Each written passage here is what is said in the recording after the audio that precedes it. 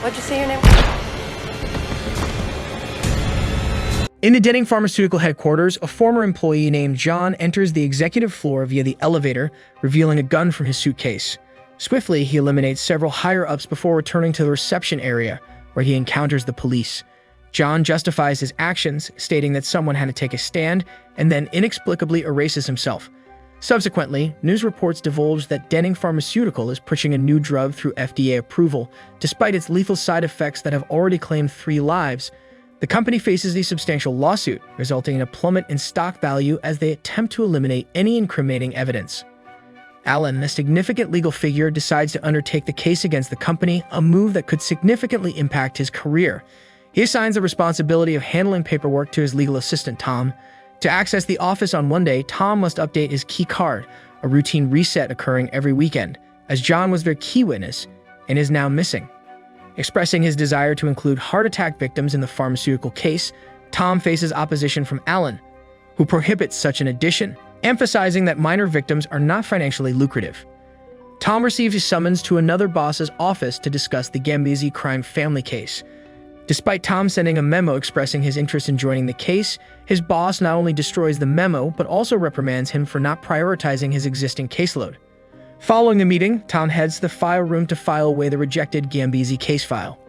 Meanwhile, Tom has a visit from his girlfriend and co-worker Anna. They seize the opportunity to share a few discreet kisses. Later, Alan announces that due to server issues persisting since the previous night, everyone is allowed to leave early. However, before Tom can exit, Alan informs him of a dangerous mistake in the earlier memo and terminates his employment on the spot. In the elevator, Tom encounters a mysterious stranger he has never seen before. Upon reaching the reception area, the stranger leaves a suitcase on the floor and another individual quickly picks it up before taking the elevator. This sequence of events raises Tom's suspicions. After determining the floor the mysterious man went to, Tom attempts to follow him, only to discover that his keycard has been reset. Attempting to leave the building, Tom notices the stranger waiting outside and becomes concerned. In an effort to investigate, he asks the security guard to activate the elevator for him. Upon reaching his office, Tom is surprised to find his co-worker Roger occupying his desk. Puzzled, Tom requests Roger to open the door for him. However, Roger's behavior raises suspicions, and Tom notices the file he recently stashed away on his desk. Growing more wary, Tom initiates recording on his phone and discreetly places it in a pencil holder. As Tom continues to survey the office, he spots the mysterious individual tampering with a power box. The lawyer confronts the man, skeptical of his claim to be maintenance. Unconvinced, the lawyer attempts to verify the man's identity through a call, but is met with lethal force as the imposter pulls out a gun and fatally shoots her. Seizing the opportunity, the killer removes the body to conceal the evidence. Reacting swiftly, Tom rushes to the bathroom, where he discovers the lifeless body of the security guard. As he checks on the guard, the toilet sensor activates, causing it to flush. To avoid detection, Tom closes the stall door and climbs onto the toilet, concealing himself from the unfolding danger. The killer enters the bathroom, washing the blood off his face while conversing with the deceased body and mentioning the need for keys. Tom seizes the opportunity to quietly move into the adjacent stall by slipping under the wall. Just before the killer retrieves keys, a gun, and a radio from the lifeless body, Tom manages to reposition himself on another toilet, narrowly avoiding activating the flushing mechanism, which could have given away his presence. Subsequently, the killer obliterates the radio and departs to deactivate the fire sprinkler before proceeding to the file room to set up explosives. Simultaneously, Tom hurries to the break room where he encounters Roger, briefing him about the menacing intruder. Together, they make a dash for the elevator, only to find it non-functional. Forced to change their plan, they sprint down the corridor to the emergency exit. Unfortunately, the killer has already sabotaged it, rendering it impassable. Returning to the main area, Tom and Roger attempt to use the reception computer, but the lack of internet connectivity hampers their efforts. Sensing the approaching danger, Tom notices the killer's imminent arrival and decides to hide. Despite their efforts, the killer becomes suspicious upon discovering the recently used computer, intensifying the peril faced by Tom and Roger. After disabling the computer, the bad guy enters the desk area, revealing he also has a key card. Once he's out of sight, Tom and Roger leave their hiding spot to figure out their next move. Tom takes Roger's key card and opens the door to the executive offices to find Alan. He instructs Roger to locate his phone and call the police. While searching for Alan, Roger heads to his desk and uses his phone to call his wife. However, before he can disclose any details, the killer discovers him and forces him to convey that everything is fine.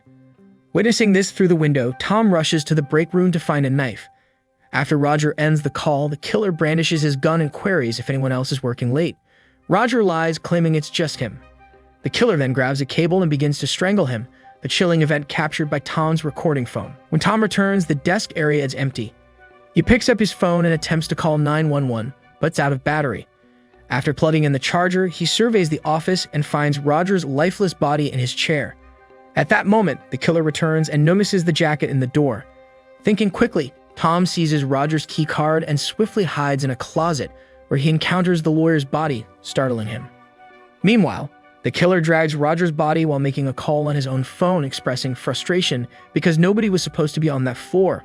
Suddenly, Tom's phone gains enough charge to start ringing. The killer investigates, dismisses Anna's call, and stumbles upon the video capturing his crime. Swiftly, he erases the footage and checks the settings to identify Tom's name and picture. Realizing Tom is the owner of the jacket, he calls out Tom's name, but Tom remains concealed under a desk. After the killer departs, Tom enters another office and ignites some paper in an attempt to trigger the fire alarm, but it fails to work. Desperate for help, Tom notices someone in an office across the street. To attract attention, he creates a larger flame inside a trash can and pushes it against the curtains, starting a significant fire. The neighboring individual takes notice, and Tom signals him to call for help. Unfortunately, the killer detects the scent of burning and grabs a fire extinguisher, rushing to extinguish the flames. Once in the clear, he pretends to use the phone to prevent the neighbor from calling for assistance. After some time, Tom reaches the reception and uses the computer to generate a new key card. The killer nearly discovers him, but Tom places the computer in sleep mode and conceals himself under the desk, narrowly evading detection. After the killer departs, Tom resets all the locks, rendering the killer's key card useless. Subsequently, Tom dims most of the lights in the building and rushes to Alan's office, only to find him engaged in conversation with a woman. Suddenly, the killer shoots the office lock, prompting Tom to quickly hide behind the door. The killer seems to recognize Alan, but when the woman produces a gun, the killer swiftly eliminates her. He seizes her gun and exits, instructing Alan to remain in his office. Alone with Alan, Tom inquires about the woman's identity. Alan believes she was affiliated with the Gambisi crime family and was slated to testify against her husband. Alan speculates that the killer was sent by the mafia to silence her. Suddenly, they hear an unusual noise and discover the killer attempting to break into the file room by striking the door with an axe. However, the door proves impenetrable due to its reinforced steel and bulletproof glass. Subsequently, Alan and Tom attempt to escape, but are forced to hide upon hearing the killer approaching. The assailant arrives with the janitor and mimics his voice, threatening Tom to come out or face dire consequences. Suspicious, Tom tests the killer's knowledge by asking about the janitor's nickname, a question the killer cannot answer. Realizing the janitor may already be dead, Tom makes this deduction. The criminal, attempting to flush them out, reactivates the elevators. Alan and Tom investigate the corridor, discovering the janitor's lifeless body with a note saying, "You win." Suddenly, a phone rings and they rush to the desk, shocked to find Tom's own number calling. Alan suspects it's a trap and attempts to flee, resulting in the killer shooting him in the arm. The duo starts running and the killer relentlessly pursues them, firing shots. In a desperate move, Alan and Tom find refuge in an office where they can lock the door. Unlike the previous reinforced doors, this one is vulnerable. The killer, armed with an axe, begins breaking down the door in a relentless pursuit. As the killer catches up to them, Tom and Alan manage to enter the file room. Attempting to seek help, Tom tries to use the killer's phone, but it's password protected. The killer still has Tom's phone, and since it lacks a PIN, he texts Anna, urging her to come over. Fearing for Anna's safety, Tom devises a plan and starts using the copy machine. At the entrance, the killer allows Anna inside but holds her at gunpoint, demanding her phone for destruction. In a bold move, Tom intervenes and proposes exchanging the keycard for Anna's safety. Initially skeptical, the killer becomes more receptive when Alan joins the negotiations. After the gun is relinquished, Alan takes the keycard to the killer, who releases Anna but retrieves the guard's gun. In a surprising turn, Alan pushes the killer to protect Anna, prompting the killer to punch Alan and drag him into the file room. There, the killer complains about Alan not clearing the office, suggesting a collaboration. As the killer activates the explosives, Tom reappears with a gun, only to realize the criminal has all the bullets. Seizing the opportunity, Alan runs away and the door closes, trapping the killer in the file room. Attempting to escape with the fake keycard, the killer finds it ineffective as Tom had crafted a counterfeit one using the copy machine. Suddenly, an explosion occurs, igniting a fire on the file shelves.